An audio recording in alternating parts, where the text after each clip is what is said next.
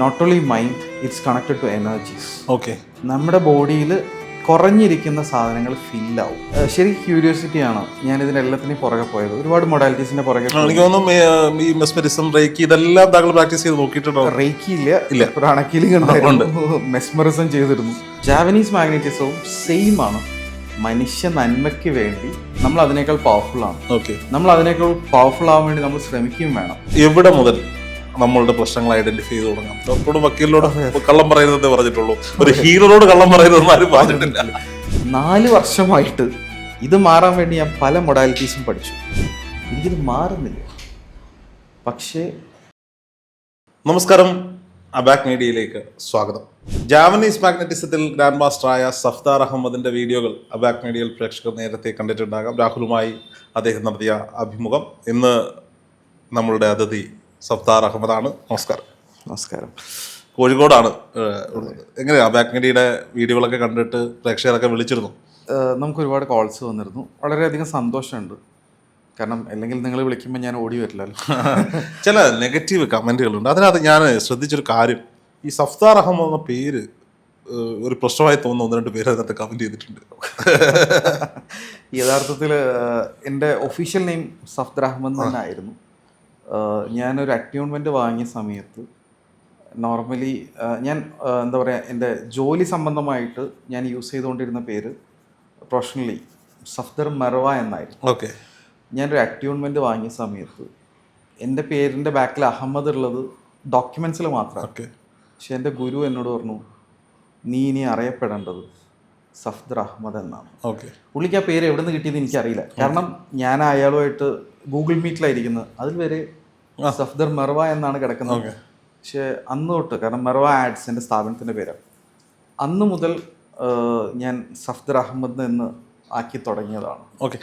ഒരു ഇസ്ലാം മത വിശ്വാസം പേർന്ന കുടുംബത്തിൽ നിന്ന് വരുന്ന സഫ്ദറിന് എന്തുകൊണ്ടാണ് ഇങ്ങനെ ഈ എനർജികളെ കുറിച്ച് പഠിക്കണം, അല്ലെങ്കിൽ ഈ എനർജി ഹീലിംഗ് പ്രോസസ്സുകളൊക്കെ പഠിപ്പിച്ചു കൊടുക്കുന്ന ഒരു ഗ്രാൻഡ് മാസ്റ്റർ ആകണമെന്ന് തോന്നലുണ്ടായത് എവിടെയാണ്? ശരി, ക്യൂരിയോസിറ്റിയാണ് ഞാൻ ഇതിനെല്ലാത്തിനും പുറകെ പോയത്. ഒരുപാട് മൊഡാലിറ്റീസിന്റെ പുറകെ. എനിക്ക് തോന്നുന്നു ഈ മെസ്മറിസം, റേക്കി ഇതെല്ലാം താങ്കൾ പ്രാക്ടീസ് ചെയ്ത് നോക്കിയിട്ടുണ്ടോ? റേക്കി ഇല്ല, പ്രാണക്കീലിംഗ് ഉണ്ടായിരുന്നു, മെസ്മറിസം ചെയ്തിരുന്നു, ഹിപ്നോസിസ് ചെയ്തിരുന്നു. അപ്പോൾ എപ്പോഴും നമ്മൾ ഒരു മൊഡാലിറ്റി പഠിക്കുമ്പം ഒരു ക്വസ്റ്റ്യൻ മാർക്ക് വരും. പിന്നെ ആ ക്വസ്റ്റ്യൻ മാർക്കിനുള്ള ഉത്തരം തിരഞ്ഞു പോകും. പിന്നെ അടുത്ത ക്വസ്റ്റ്യൻ മാർക്ക് കിട്ടും. ഇങ്ങനെയാണ് യഥാർത്ഥത്തിൽ ഓരോ മൊഡാലിറ്റിയുടെ പുറകെ പോയത്. പക്ഷേ എനിക്ക് കിട്ടിയ ഏറ്റവും വലിയ ഗുണം എന്ന് പറയുന്നത്, ഞാൻ എന്തും സ്വീകരിക്കാൻ വേണ്ടി റെഡിയായിരുന്നു. ഓക്കെ. ഞാൻ എല്ലാ മതങ്ങളുടെ വിശ്വാസങ്ങളെയും ഞാൻ നെഞ്ചോട് ചേർക്കുന്ന ഒരാളാണ്. എല്ലാ മതങ്ങളുടെ ദൈവങ്ങളെയും നമ്മൾ ഈ പറഞ്ഞ പോലെ നമ്മൾ ഒന്നിനെ കുറ്റപ്പെടുത്തരുത്, ഒന്നിനെ തള്ളിക്കളയാൻ നമ്മൾ ആളല്ല, ഒരിക്കലും അല്ല. എല്ലാം എനർജീസാണ്. അങ്ങനെ വിശ്വസിക്കുന്ന ഒരാളാണ്. പിന്നെ അങ്ങനെയാണ് ട്രാവൽ ചെയ്ത് ജാവനീസിൽ എത്തുന്നു. ജാവനീസ് എത്തുന്ന സമയത്ത് നമ്മൾ കൂടുതലായിട്ട് കേൾക്കുന്ന ഒരു പേരാണ് എനർജീസ്. അവിടെ മുഴുവനായിട്ട് എല്ലാ കാര്യങ്ങൾക്കും ഡെഡിക്കേറ്റഡ് ആയിട്ടുള്ള എനർജീസും, നമുക്ക് ആ എനർജീസ് ഫീൽ ചെയ്യാൻ തുടങ്ങുന്ന ഒരു മൊമെന്റ് മുതൽ നമ്മൾക്ക് പേര് വലിയൊരു വിഷയമാവില്ല. അവിടെ നമ്മൾ ഊർജങ്ങളെ മനസ്സിലാക്കാൻ തുടങ്ങുന്നു. ഊർജങ്ങൾ ഉപയോഗിച്ച് നമുക്ക് പലതും ചെയ്യാൻ പറ്റുന്നു. ഈ ഒരു ലെവലിലോട്ട് മാറിയ സമയത്ത് നമുക്കറിയാം. പിന്നെ ഇതെല്ലാം നമ്മൾ ഈ പറയുന്ന പോലെ എല്ലാ മതങ്ങളിലും ഇതിനെല്ലാം അംശങ്ങളുണ്ട്. നമ്മൾ ആരും ഇത് തിരിച്ചറിയാതെ പോകുന്നു എന്ന് പറയുന്നതാണ് എല്ലാ മതങ്ങളുടെയും മൂലമായ അംശം ഒന്ന് തന്നെയാണ് സത്യം. മനുഷ്യൻ നന്നാവണം. ജാവനീസ് മാഗ്നറ്റിസവും സെയിം ആണ്. മനുഷ്യ നന്മയ്ക്ക് വേണ്ടി ഇന്തോനേഷ്യയിലുള്ള ഒരു കൂട്ടം ആൾക്കാർ, ആ ജാവ ഐലൻഡിലുള്ള ആൾക്കാർ ഡിസൈൻ ചെയ്തൊരു ടൂൾ. അതിൽ എല്ലാ പർപ്പസിനും നമ്മളിപ്പം ഫോർ എക്സാമ്പിൾ റേക്കി എന്ന് പറഞ്ഞാൽ റേക്കി എനർജിയാണ് യൂസ് ചെയ്യുന്നത്, പ്രാണക്ക് എന്ന് പറഞ്ഞാൽ പ്രാണക്ക് എനർജി യൂസ് ചെയ്യുന്നു. പക്ഷേ ഇവിടെ നമ്മൾ ഡെഡിക്കേറ്റഡ് ആയിട്ട് ഇവർ പല എനർജീസ് പ്രോഗ്രാം ചെയ്തു നമുക്ക് ഓരോ പർപ്പസിന്. ഇപ്പം ശാരീരിക ബുദ്ധിമുട്ടത്തിന് ഒരു എനർജി ആണെങ്കിൽ നമുക്ക് മാനസിക ബുദ്ധിമുട്ടിന് വേറെ എനർജി. അതാണ് ഇതിനൊരു മെയിൻ പോസിറ്റീവ്. അല്ലാതെ ഒരു എനർജിയെ വിളിച്ച് എല്ലാ പണിയും കൂടി ഇടിപ്പിക്കുകയല്ല. നമ്മൾക്ക് വേണ്ട പർപ്പസിന് ആ എനർജി വന്ന് നമ്മൾ ജസ്റ്റ് ഒരു മീഡിയം മാത്രമാണ്. നമുക്ക് ഒരാളെ ഹീൽ ചെയ്യാനും പറ്റില്ല. എനർജിയാണ് മൊത്തം ഹീൽ ചെയ്യുന്നത്. അത് നമ്മുടെ അടുത്ത് വരുന്ന ഓരോരോ ആൾക്കാരുടെ ലൈഫ് ചേഞ്ചിങ് ആവുന്നത് നമുക്ക് ശരിക്കും എക്സ്പീരിയൻസ് ചെയ്യാൻ പറ്റാറുണ്ട്. എന്തൊക്കെ പ്രശ്നങ്ങളുള്ളവരാണ് നമ്മളെ തേടി വരുന്നത്? എല്ലാ പ്രോബ്ലംസിനും വരാറുണ്ട്. ഫിസിക്കൽ, മെൻ്റൽ, റിലേഷൻഷിപ്പ്, ബ്ലോക്കേജസ്, പിന്നെ നെഗറ്റീവ് എൻറ്റിറ്റീസ്, നെഗറ്റീവ് എനർജീസ്. ഏറ്റവും കൂടുതൽ വന്നുകൊണ്ടിരിക്കുന്നത് ഞാൻ ലാസ്റ്റ് പറഞ്ഞ negative entities and negative energies. ആൾക്കാർ ഇതിനെ എന്തോ ഒരു വലിയ സംഭവമായിട്ട് കാണുന്നു. ആ യഥാർത്ഥത്തിൽ ആൾക്കാർക്ക് അറിയാത്തൊരു കാര്യം എന്ന് വെച്ചാൽ മനുഷ്യൻ്റെ മുമ്പിൽ ഇതിന് മനുഷ്യനെ പേടിയാണ്.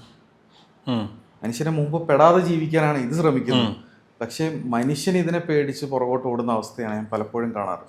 അവിടെയാണ് ഇത് അറ്റാക്കിങ് സ്റ്റാർട്ട് ചെയ്തത്. ഓക്കെ, അത് നെഗറ്റീവ് എൻറ്റിറ്റീസ് ആയിക്കോട്ടെ, നെഗറ്റീവ് എനർജീസ് ആയിക്കോട്ടെ, മനുഷ്യൻ്റെ മുമ്പിൽ മനുഷ്യൻ സിംഹമാണെങ്കിൽ ഇത് ഉറുമ്പാണ്. ഞാൻ അന്ന് രാഹുലിനോട് ഈ മാറ്റർ പറഞ്ഞു, ഇത് മനസ്സിലാക്കുന്നില്ല. നെഗറ്റീവ് എനർജിയെ പേടിക്കണ്ട, അവയ്ക്ക് നിങ്ങളെ പേടിയാണ്. സ്വാഭാവികമായിട്ട് അത് വേറൊന്നും കൊണ്ടല്ല, നമ്മൾ അതിനേക്കാൾ പവർഫുൾ ആണ്. ഓക്കെ, നമ്മൾ അതിനേക്കാൾ പവർഫുൾ ആവാൻ വേണ്ടി നമ്മൾ ശ്രമിക്കുകയും വേണം. ഓക്കെ, അതാണ് ശരിക്കും ഒരു ജാപ്പനീസ് മാഗ്നറ്റിസ്റ്റിൻ്റെ ഉത്തരവാദിത്തം. ഓക്കെ. ഒരു ഒരു ഒരു ജാപ്പനീസ് മാഗ്നറ്റിസം പ്രാക്ടീസ് ചെയ്യുന്ന ഒരാളുടെ അടുത്തേക്ക് വരേണ്ടത് ആരാണെന്ന് ഞാനിപ്പോൾ ചോദിച്ചു. ഒരാൾ വരികയാണ്, ഇപ്പം ഞാൻ രോഹിത് എന്ന് പറയുന്ന, ഞാൻ സഫ്തർ എന്ന് പറയുന്ന താങ്കളെ കാണാൻ വരും. എവിടെ മുതൽ നമ്മളുടെ പ്രശ്നങ്ങൾ ഐഡൻറ്റിഫൈ ചെയ്ത് തുടങ്ങാൻ പറ്റും? എനിക്ക് ജീവിതത്തിൽ കുറേ പ്രശ്നങ്ങളുണ്ട്. സാമ്പത്തിക പ്രശ്നം, റിലേഷൻഷിപ്പ് പ്രശ്നം. ഞാൻ ഉദാഹരണം പറയുകയാണേ, മെൻ്റലി ഞാൻ ഡൗൺ ആണ്, അതിൻ്റേതായ ഫിസിക്കൽ പ്രോബ്ലംസ് ഉണ്ട്. ഞാൻ താങ്കളെ കാണാൻ വരികയാണ്, എനിക്ക് ബിസിനസ്സിൽ പ്രശ്നങ്ങളുണ്ട്. എങ്ങനെയാണ് ഇതൊന്ന് അനലൈസ് ചെയ്ത് ഇതിൻ്റെ ഒരു പ്രോസസ്സുകൾ സ്റ്റാർട്ട് ചെയ്യാൻ പറ്റും? യഥാർത്ഥത്തിൽ രോഹിത്തേട്ടൻ്റെ പ്രോബ്ലംസ് പറയുന്ന സമയം മുതൽ ഞങ്ങൾ പഠിച്ചുകൊണ്ടിരിക്കുന്നുണ്ട്. നിങ്ങളുടെ പ്രോബ്ലം യഥാർത്ഥത്തിൽ എന്താണ്?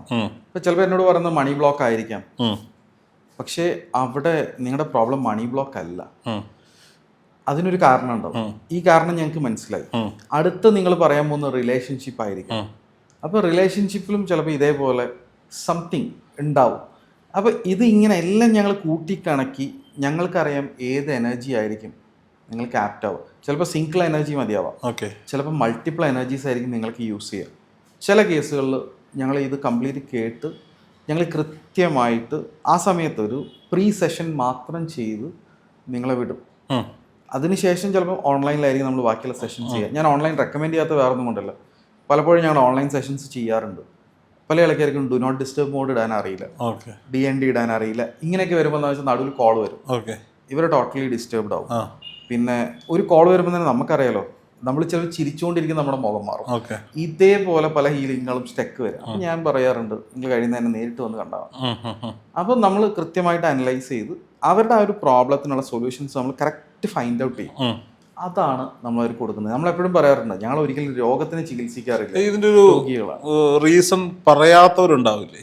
അപ്പോൾ ഞാനിപ്പോൾ താങ്കളുടെ അടുത്ത് വരികയാണ്, ഇപ്പോൾ എനിക്കൊരു പ്രശ്നമുണ്ട്, അപ്പോൾ എൻ്റെ സ്വകാര്യമായൊരു പ്രശ്നമാണ്, അതാണ് എന്നെ അലട്ടുന്ന എൻ്റെ മാനസിക പ്രശ്നമെങ്കിൽ, അതാണ് എന്നെ അലട്ടുന്ന എൻ്റെ ശാരീരിക പ്രശ്നത്തിൻ്റെ കാരണമെങ്കിൽ ഞാനത് താങ്കളോട് പറയാതിരിക്കും. ഇപ്പോൾ ഡോക്ടറോടും വക്കീലിനോടും, ആരോടാ? ഡോക്ടറോടും വക്കീലിനോടും കള്ളം പറയരുതെന്നേ പറഞ്ഞിട്ടുള്ളൂ, ഒരു ഹീലറോട് കള്ളം പറയരുതെന്ന് ആരും പറഞ്ഞിട്ടില്ല.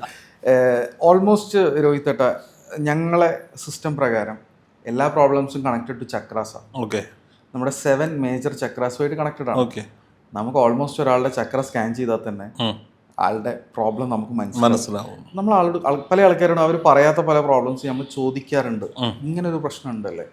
ഉണ്ട്.